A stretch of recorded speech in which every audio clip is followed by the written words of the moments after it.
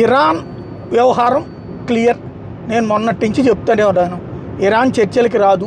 Iran క్లియర్గా ఉంది. ఏంటంటే హార్ముజ్ జలసంధి దగ్గర డబ్బులు వసూలు చేసుకోవాలి. అది ఇవాళ కనుక వెనక్కి తగ్గిందంటే శాశ్వతంగా దాని ఆదాయం వనరపోతుంది. దానికి ఇప్పుడు దొరికింది ఒక ఛాన్స్.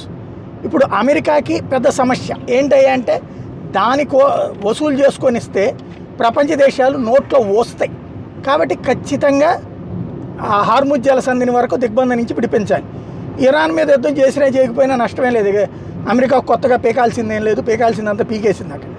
ఇక యురేనియమా 4 రోజులు పోయిన తర్వాత కరెక్ట్ అడ్రస్ తెలుసుకుని ఎవడో రాత్రిపూట్లన అది పేల్చేస్తాడు, ఆ తర్వాత అదంతా బూడిదైపోద్ది, ఆ కథ నడిచిపోతుంది. దురంధరులు అక్కడ ఉంటారు, చాలామంది ఉంటారు, కాబట్టి నష్టం లేదు. ఇప్పుడు సమస్యల్లో ఏంటంటే ఇరాన్ చర్చలకి ఎందుకు వెళ్ళట్లేదు నేను మొన్నటి నుంచి చెప్తున్నా. అక్కడ 10 గ్రూపులు అయిపోయినాయి. ఇప్పుడు ఖొమైనీ చనిపోయిన రోజున ఒక రకంగా ఉంది. ఖొమైనీ చనిపోయాక ఆవేశంలో పెద్ద ఎత్తున దాడులు చేయడం గల్ఫ్ దేశాలు ఇదంతా ఒక రకంగా ఉంది. కానీ రోజు పోయేటప్పటికి డబ్బులు ఎక్కడి నుంచి వస్తాయి? 40 రోజులు అయిపోయింది. శాలరీస్ ఎవరిస్తారు?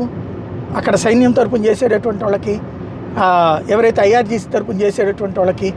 ఇప్పుడు ఐఆర్జీసీలో ఆ గ్రూపుల్ని పక్కన పెట్టేసి నడిపేటటువంటి పరిస్థితిలో లేదు.